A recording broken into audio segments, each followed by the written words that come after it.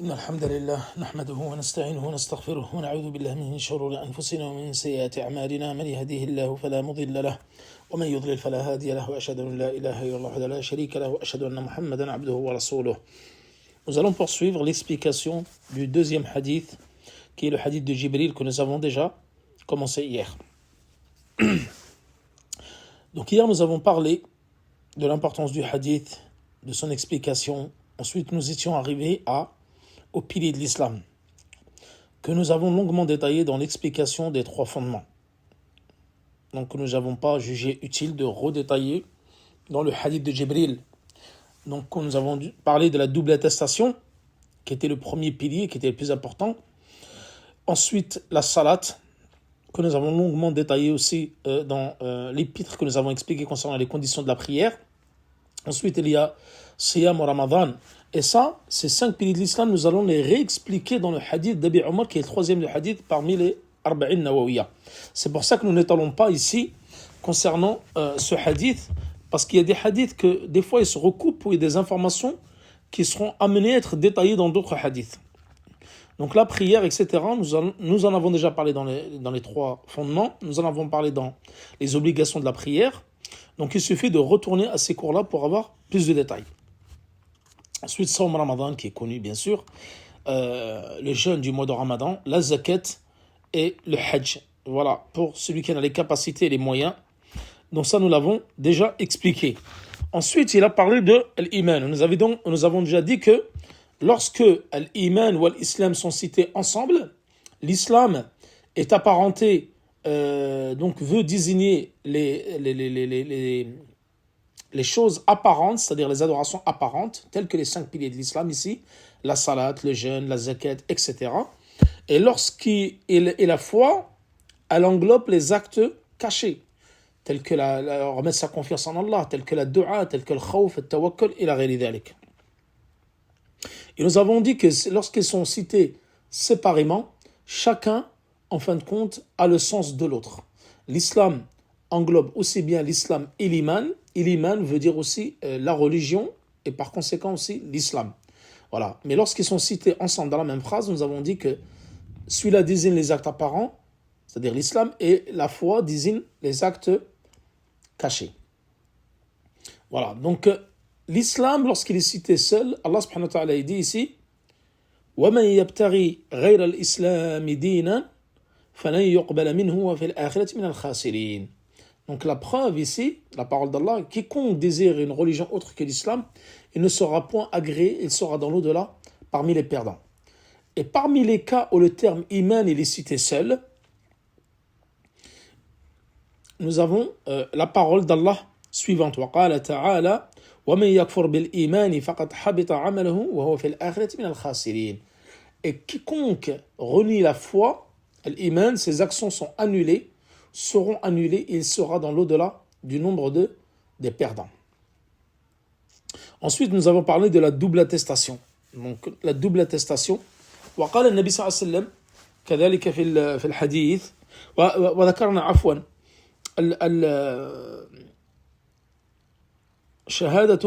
ذكرنا شهادة أن لا إله إلا الله وشهادة أن محمد رسول الله صلى الله عليه وسلم وقلنا أن الشهادتان متلازمتان. C'est-à-dire que nous avons dit que dans les trois fondements, que lorsque tu attestes qu'il n'y a point de divinité digne d'être adorée en dehors d'Allah et que son messager, Mohammed, est le prophète d'Allah, tu ne peux pas croire ou attester d'une partie et en délaisser l'autre. Cela n'est pas valable. Et vice-versa, tu ne peux pas attester que le prophète sallam est le prophète d'Allah sans, bien sûr, attester qu'il n'y a pas de divinité digne d'être adorée en dehors d'Allah. L'une englobe l'autre et ça va dans les deux sens. Donc ces deux attestations sont inséparables et obligatoires pour tout homme depuis l'avènement, bien sûr, du prophète sallam et la qiyam sa'a. Donc jusqu'à l'avènement de l'heure.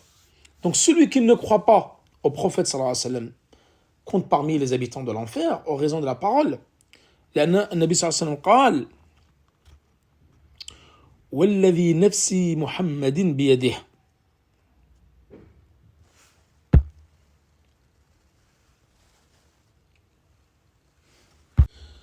قال النبي صلى الله عليه وسلم والذي نفس محمد بيده لا يسمع بي أحد من هذه الأمة يهودي ولا نصراني ثم يموت ولم يؤمن بالذي أرسلت به إلا كان من أصحاب النار رواه مسلم. Et quiconque, il a dit, par celui qui détient l'âme de Mohammed dans sa main, personne de cette communauté juive ou chrétienne n'entend parler de moi, puis meurt sans avoir cru au message avec lequel j'ai été envoyé, sans qu'il ne soit parmi les habitants de l'enfer. C'est-à-dire, celui qui ne croit pas à la venue du prophète sallallahu alayhi wa sallam fera partie des gens de l'enfer.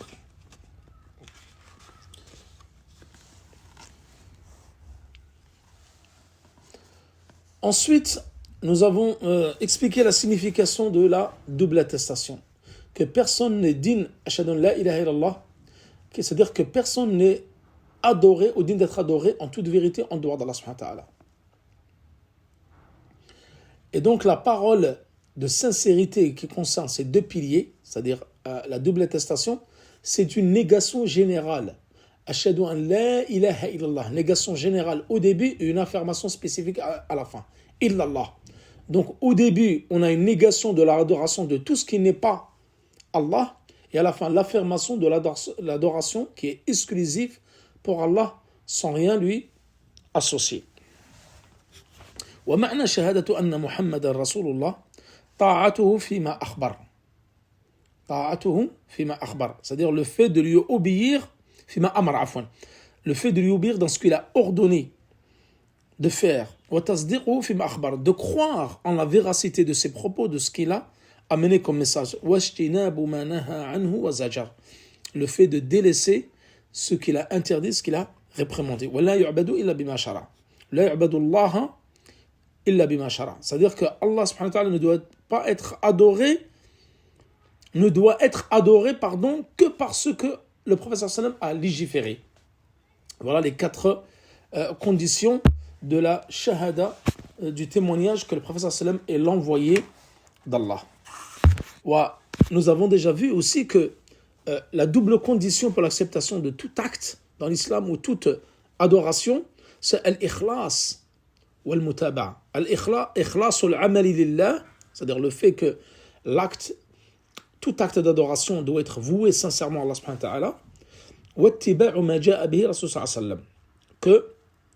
Que ça doit être en conformité avec la sunna du prophète sallallahu alayhi wa sallam.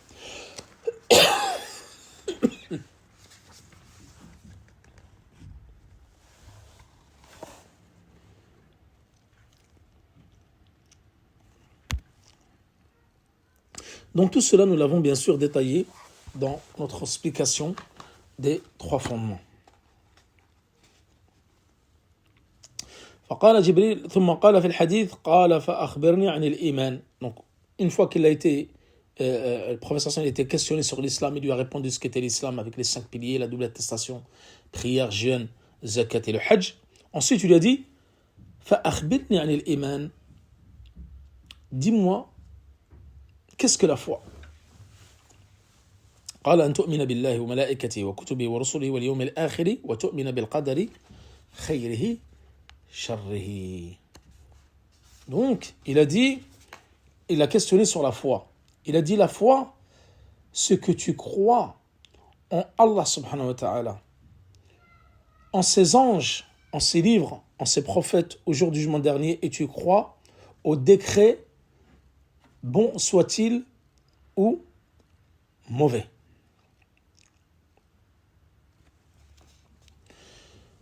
هذه أركان الإيمان الستة. Donc ça, nous l'avons déjà évoqué, c'est les 6 piliers de la foi. أن تؤمن بالله أي بوجوده وربوبيته وألوهيته وأسمائه وصفاته.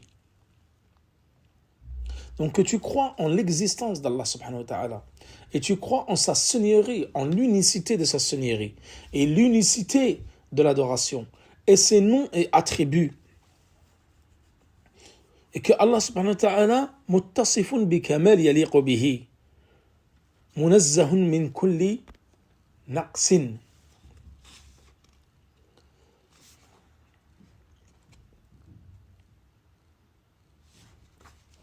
Donc, consiste donc en son unicité dans les actes des serviteurs, comme l'invocation par exemple, la peur, l'espoir ou la confiance, et il ne faut rien aussi en consacrer à autre que lui.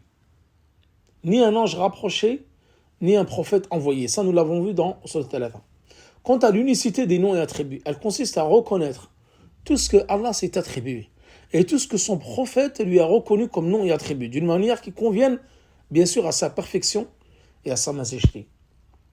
Et ça, sans interroger sur la manière, sans comparaison avec les créatures, ni sans altération du sens. Il ne faut pas altérer le sens de ces noms et attributs, ni fausse interprétation ou négation. Et Allah subhanahu wa ta'ala dit dans le Coran, laysa kamithlihi shay wa huwa as-sami'u al-basir. Rien ne lui ressemble et c'est lui qui entend et voit tout. Donc dans ce verset sont réunis l'affirmation, l'exemption de tout défaut et l'affirmation repose sur sa parole et c'est lui qui entend tout et voit tout. Et l'exemption dans sa parole, rien ne lui ressemble. Ensuite, al-iman bil malaika. Donc l'iman bil malaika, c'est le fait l'iman bi annahum khalqun min khalqillah khuliqu min nurin wa hum dhu ajnihatin wa jibrilun lahu 600 janahin. Donc la croyance aux anges, c'est de croire qu'ils sont une création parmi les créatures qui sont des créatures parmi les créatures d'Allah subhanahu wa ta'ala, qu'ils ont été créés de lumière, nour, et qu'ils ont des ailes. Et Jibril alayhi salam, il a 600 ailes.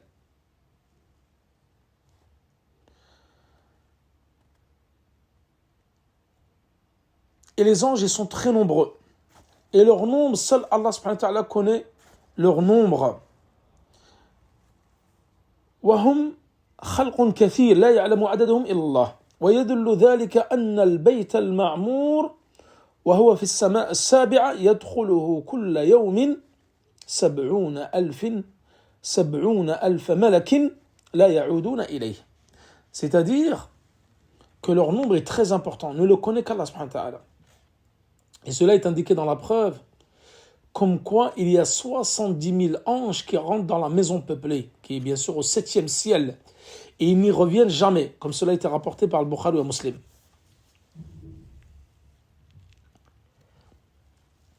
Il y a un autre hadith également dans Sahih Muslim rapporté par Abdallah bin Mas'ud. Le prophète sallam dit, en ce jour, on fera venir l'enfer qui aura 70 000 brides. Et à chaque bride, 70 000 anges qui le traînent. Donc pour vous dire qu'il y a énormément d'anges. Et leur nombre ne le connaît qu'Allah subhanahu wa ta'ala. وَالْمَلَائِكَةُ مِنْهُمُ الْمُوَكَّلُونَ بِالْوَحِي. Donc certains sont chargés de la révélation, tels que Jibril alayhi salam. وَمِنْهُمُ الْمُوَكَّلُونَ بِالْجَنَّةِ مثل مالك. Certains sont chargés du paradis, tels que Malik. D'autres sont chargés de l'enfer. Donc certains sont chargés de l'enfer, certains sont chargés de porter le trône, etc. Donc tous sont assujettis et soumis à l'ordre d'Allah subhanahu wa ta'ala. Ils ne désobéissent pas à Allah et font ce qu'on leur ordonne et accomplissent ce qu'on leur commande de faire. Donc certains, ils ont été nommés dans le Coran. سمي منهم في الكتاب والسنة جبريل وميكائيل وإسرافيل ومالك ومنكر ونكير. Donc certains ont été cités dans le Coran et dans la Sunna, comme Jibril, comme Mikaïl, Israfil, Malik, Munkir wa Nakir, etc. Donc il est obligatoire de croire en ceux qui ont été nommés, de même que ceux qui n'ont pas été nommés. ثم الإيمان بالكتب. Le fait de croire aux livres. التصديق والإقرار بكل كتاب أنزله الله على رسوله أو على رسول من رسله. Le fait de croire en chaque livre qui a été descendu et révélé par Allah subhanahu wa ta'ala à chaque prophète parmi les prophètes.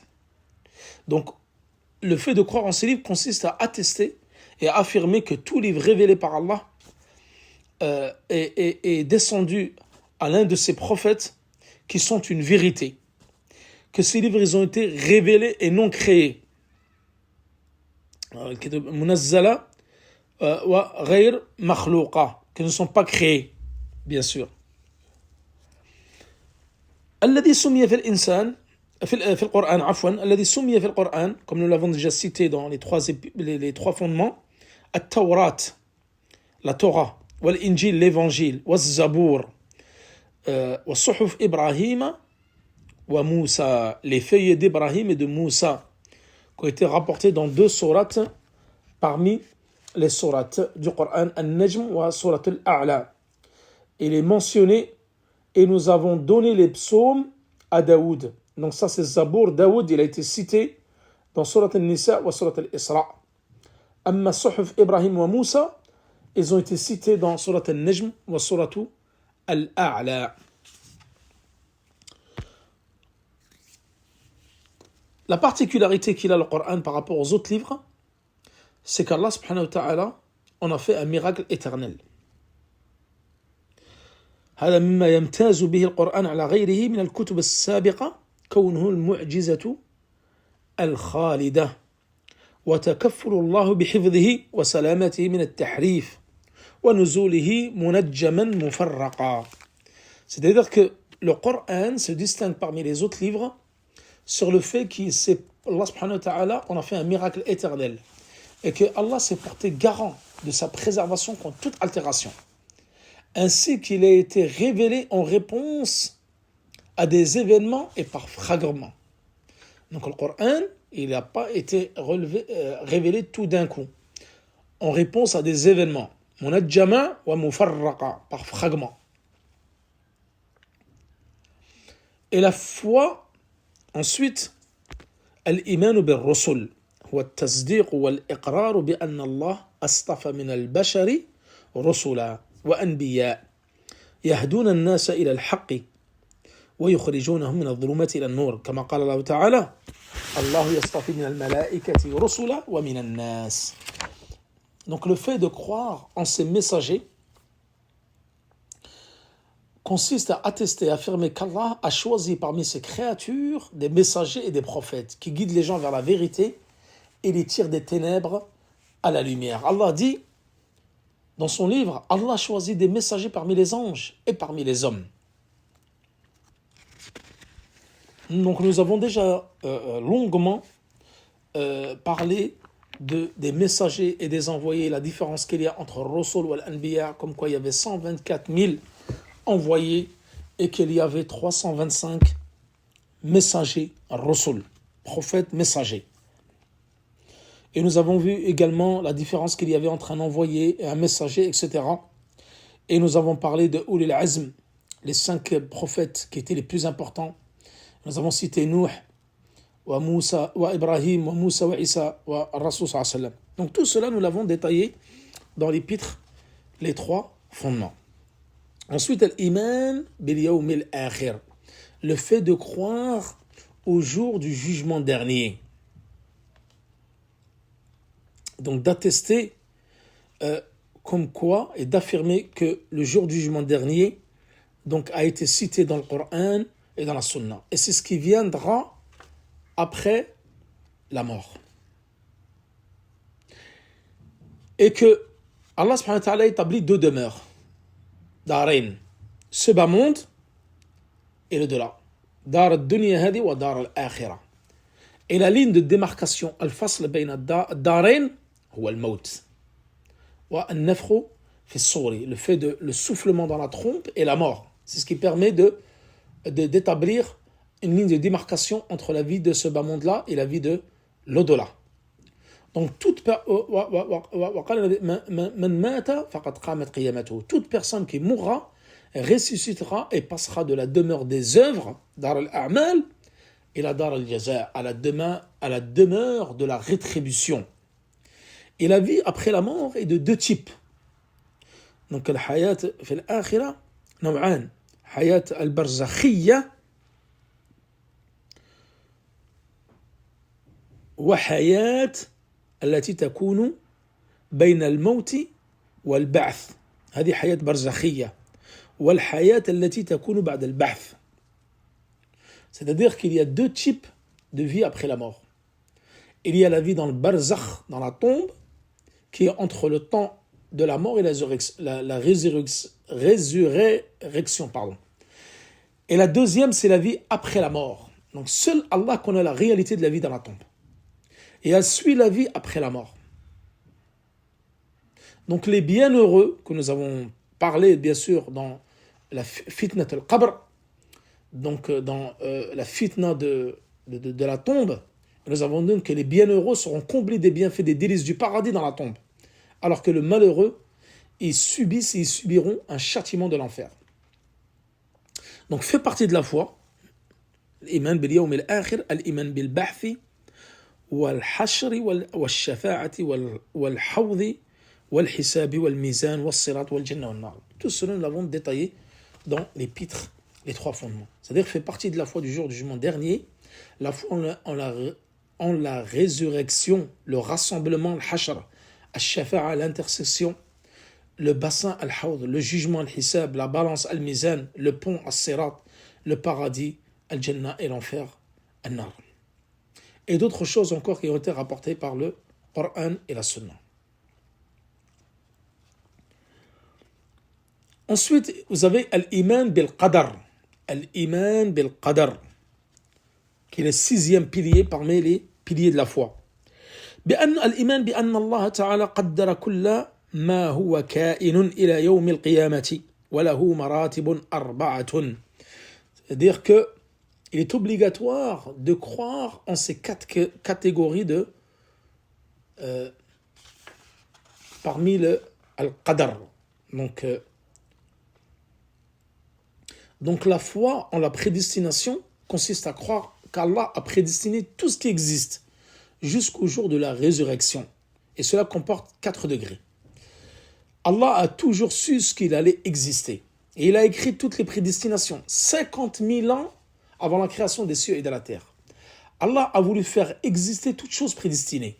Et Allah a créé et fait exister tout ce qui a été prédestiné conformément à ce qu'il a toujours su, écrit et voulu. هذه المراتب الأربعة التي فصلناها في شرح الأصول الثلاثة. Donc il est obligatoire de croire en ces 4 degrés et de croire que toute chose voulue par Allah doit nécessairement exister et que toute chose non voulue par Allah ne peut exister. Et c'est là le sens de la parole du prophète. Sache que ce qui t'atteint n'aurait pu t'éviter et ce qui t'a évité n'aurait pu t'atteindre. Ça, c'est un hadith également que nous allons expliquer, qui est dans les 40 hadiths de Nawawi. Nous l'expliquerons par la suite. Ensuite, il a dit Al-Ihsan. Et l'Ihsan, nous l'avons dit que c'était la bienfaisance ou la perfection, qu'elle était divisée en 2 degrés. Et ça, c'est le plus haut degré parmi les 3 degrés de la religion. C'est-à-dire qu'il y a l'islam, le premier degré, ensuite il y a la foi, ensuite il y a la perfection ou la bienfaisance. Et ce haut degré, donc qui est la bienfaisance, il est au-dessus de l'iman et au-dessus de l'islam. Donc, kullu mu'minin muslim wa kullu muhsinin muslimun wa mu'minun wa laysa kullu muslimin mu'minan ou muhsinan. Donc ça va dans un sens, celui qui est bienfaisant est forcément croyant et musulman, mais celui qui est musulman n'est pas forcément croyant et n'est pas forcément bienfaisant. Ça, c'était les 2 degrés de la bienfaisance, qui consiste à adorer Allah comme si tu le voyais. Et si tu ne le vois pas, certes, lui, il te voit. ثم قال فأخبرني عن الساعة. Informe-moi de l'heure. قال ما المسؤول عنها بأعلم من السائل. C'est-à-dire qu'il a dit informe-moi de l'heure. Le prophète sallallahu alayhi wa sallam, il a dit la personne questionnée n'en sait pas plus que celui qui questionne. Et là, il lui a dit quelques signes précurseurs. Donc l'heure, seul Allah. La ya'lamu as-sa'a illa Allah subhanahu wa ta'ala. Seul Allah sait quand est-ce que l'heure aura lieu. وجاء في السنة أن الساعة تقوم يوم الجمعة. Donc il a été rapporté dans un hadith du prophète sallam que l'heure du jugement dernier, donc Adam il a été créé un vendredi, il est descendu du paradis un vendredi, et l'heure du jugement dernier aura lieu un vendredi. Ensuite il a dit فأخبرني عن أمارتها. الأمارة هي علامتها. قال أن تلد الأمة ربتها وأن ترى الحفاة العراة رعاء الشاء يتطاولون في البنيان. أمارتها علامتها أي علامة الساعة. Nous avons vu que, en fin de compte ici, le prophète sallallahu alayhi wa sallam, il a dit, il t'interroge sur l'heure. Il a dit quoi ici? Il a dit, c'est lorsque tu verras la servante engendrer sa maîtresse, c'est lorsque tu verras les va-nu-pieds, ceux qui sont nus, les miséreux, les bergers se concurrencer dans la construction des bâtisses de plus en plus hautes. Donc ça, c'est les signes précurseurs de l'heure, qui sont de deux types. Et il y a des signes qui sont proches de sa survenue, c'est-à-dire de l'heure, et nous les avons déjà cités longuement, les 10 signes précurseurs de l'heure dans Sharh al-Usul al-Thalatha. Nous avons vu que tel que خروج الشمس من مغربها خروج الدجال ومأجوج وجوج ومأجوج ونزول عيسى إلى غير ذلك, tel que le fait que le soleil va se lever à l'ouest et non à l'est, l'apparition du faux messie, ad-Dajjal, le menteur, le borgne, la libération du peuple de Gog et Magog, la descente de Isa alayhi salam et d'autres encore, le feu, les tremblements de terre, etc., que nous avons toutes détaillées bien sûr dans l'épître, les 3 fondements. Donc il y a des signes avant-coureurs qui sont proches, et cela c'est les signes majeurs qui auront lieu à la fin des temps. Et il y aura des signes mineurs dont certains sont déjà passés, tels que la venue du prophète sallallahu alayhi wa sallam et d'autres, et il y a certains signes qui n'ont pas eu encore lieu. Donc dans l'explication concernant les 2 signes ici, il a évoqué 2 signes. Il a dit, lorsque la servante engendrera sa maîtresse. Donc ceci est expliqué par les savants qui indiquent la multitude des conquêtes et des prisonniers. Donc il y aura beaucoup de conquêtes et beaucoup de prisonniers. Et donc certaines captives auront des rapports avec leur maître et tombent enceintes de lui, donc, et elles deviennent mères d'un enfant, et cet enfant est au rang de son maître. Donc en fin de compte, elle va enfanter quelqu'un qui sera au rang de son maître. Donc ça, c'est parmi l'explication qu'ont donné certains savants. Et ça a déjà eu lieu. Ce signe-là, il est déjà passé. On a expliqué également cela par les changements des situations, la désobéissance, kathratul uquq, la désobéissance des enfants envers leur père et mère, et la domination sur ceux-ci. Ça arrivera un temps où les enfants vont commander leurs parents et leur désobéir. Et le sens, lorsque tu verras les va-nu-pieds, ceux qui vont nus, ou sont nus, les miséreux, les bergers se concurrencer dans les constructions de bâtisses de plus en plus hautes, elle est la situation que les pauvres qui gardent le bétail, les bergers, ne trouvent pas de quoi se vêtir. Elle va changer leur situation. Ils gagneront les villes, c'est ce qu'on appelle l'exode rural, et délaisseront les campagnes pour aller dans les villes, et se concurrenceront dans la construction de bâtisses de plus en plus hautes. Donc voilà, le prophète sallallahu alayhi wa sallam a donné 2 exemples de signes de l'heure qui, bien sûr, se sont déjà produits. Ensuite, l'homme est parti. Et là-dessus, le prophète sallallahu alayhi wa sallam, Omar est demeuré un long moment en train de réfléchir. Et le prophète lui a dit, « Oh Omar, sais-tu qui m'a interrogé ?» Omar lui a dit, « Non, je ne sais pas. Allah et son messager sont plus savants. Cet homme était l'ange Jibril. Il est venu pour vous enseigner votre religion. » Voilà donc pour en ce qui concerne l'explication de ce hadith. Comme je vous l'ai cité, nous l'avons longuement détaillé déjà dans l'épître, les 3 fondements. Donc pour celui qui veut plus de détails, je vous invite à revenir à l'explication des 3 fondements. Wa sallallahu ala nabiyyina Muhammad wa ala alihi wa sahbihi wa sallam.